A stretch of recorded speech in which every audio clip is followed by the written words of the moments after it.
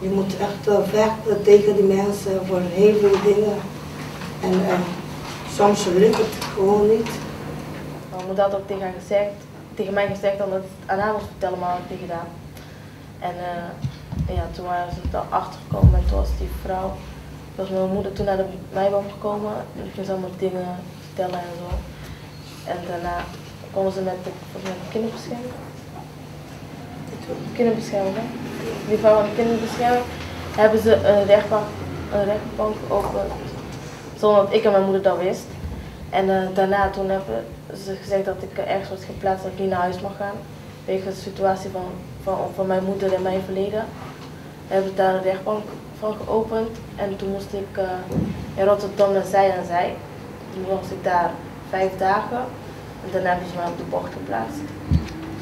En toen had ik daar een gesprek en ze zei dat ik hier moest blijven en dat ik niet weg mocht gaan.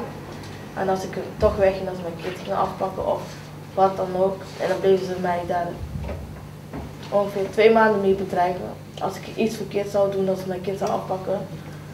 En allemaal. En toen moest ik 6 maanden binnen blijven. Ik mocht niet naar mijn moeder toe. Mijn moeder mocht wel bij mij komen. En ja, toen was zo'n heel lange tijd zo bleef dat.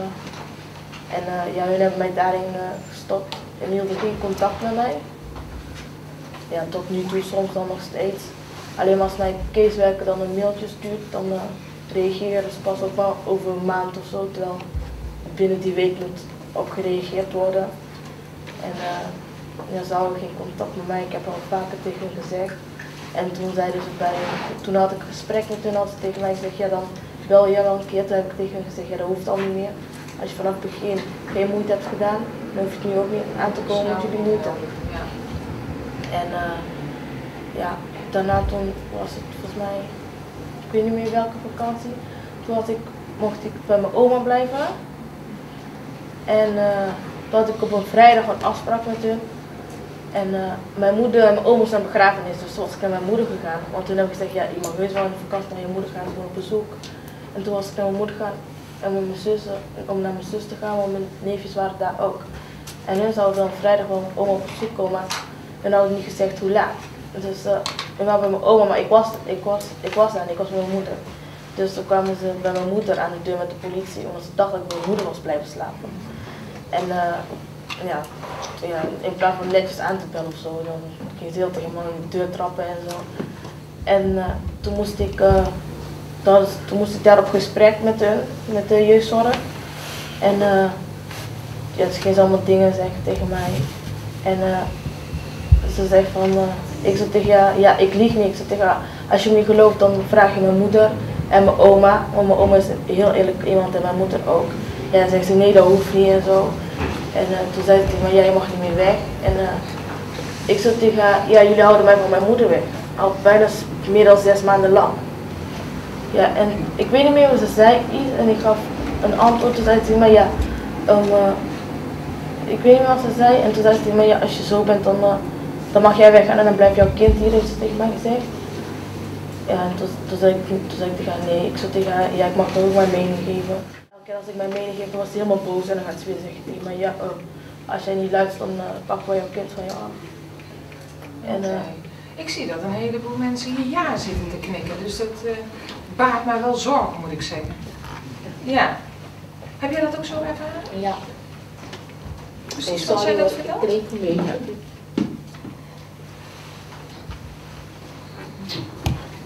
Ook dat het dreigen van als jij niet doet zoals wij dat vertellen, dan ben je je kind kwijt. Ja.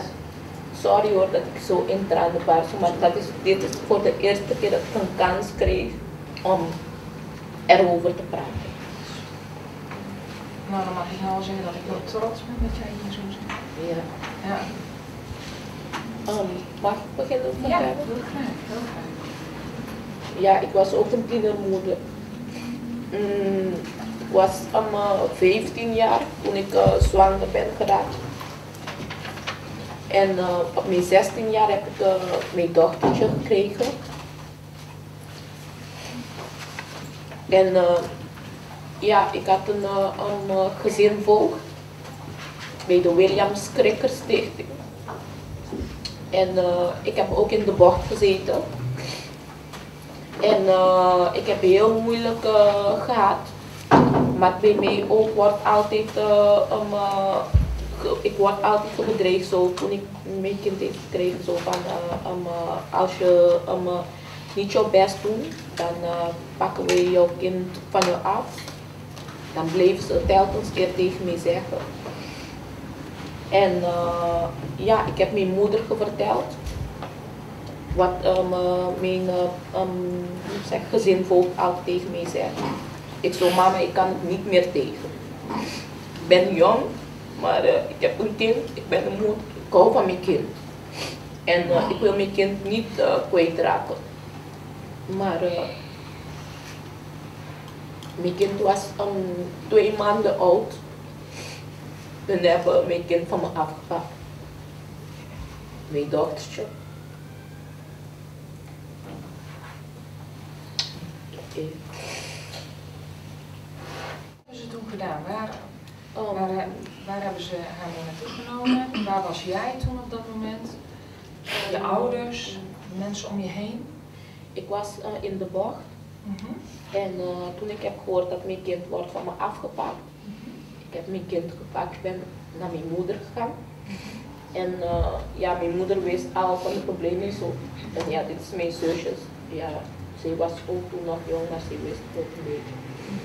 En ik heb gezegd, mama, ik wil komen om mijn kind van me af te pakken. Toen zei ik tegen mijn moeder, mama, help me alsjeblieft om boos voor mijn kind te staan.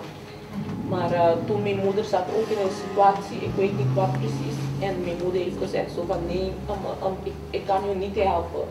Ik wil het wel, maar ik kan het niet. Ik bleef me vragen, mama, waarom? Mijn moeder kan me niet uitleggen waarom niet en zo.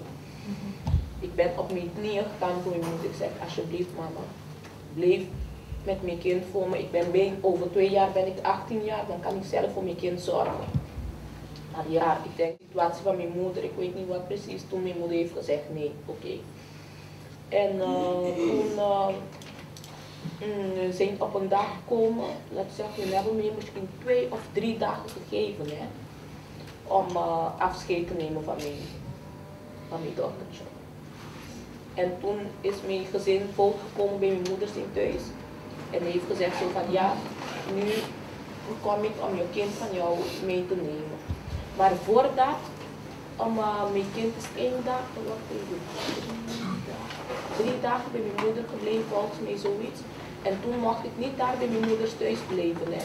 Toen hebben ze mij ergens anders geplaatst, omdat toen zei zo van ja, anders ik maak mijn kind overgestuurd of zoiets. En toen 's morgens vroeg, daarna ben ik naar mijn moeder gegaan, op die dag dat ik kwam. Ja, ja, ik ben naar mijn moeder gegaan en toen was het zo gebeurd. Ik bleef maar zeggen, alsjeblieft niet met mijn kind gaan, maar toen hebben ze toch mijn kind meegenomen. Hebben ze jou verteld waar ze jouw dochter zouden gaan plaatsen? Ja, toen hebben ze Was er ook een mogelijkheid om contact te blijven houden met je dochter, ondanks dat jij niet voor jouw dochter zou gaan zorgen? Ja, hun hebben tegen mij gezegd dat ik mag bij mijn dochtertje gaan op bezoek. Ja. Maar dat was om de 3 maanden of zo. Dus ja. Om de 3 maanden mocht jij jouw pasgeboren baby bezoeken? Ja. En wat was dan de bedoeling? Dat zij toch een band zou krijgen met je dochter? Of? En was dit een tijdelijke... Ja mevrouw, dat zeg ik ook mezelf nog steeds. Hè. Het is al 7 jaar geleden. Hè. Is jouw dochtertje nu bij jou terug? Nee. Ik weet niet welke kant op moet ik gaan. Ik weet niet wat moet ik doen om mijn dochtertje terug te krijgen. Ja, ik heb wel meer dan 3-4 advocaten gehad. Hè. Ik heb gevechten en zo, maar het is mij niet gelukt.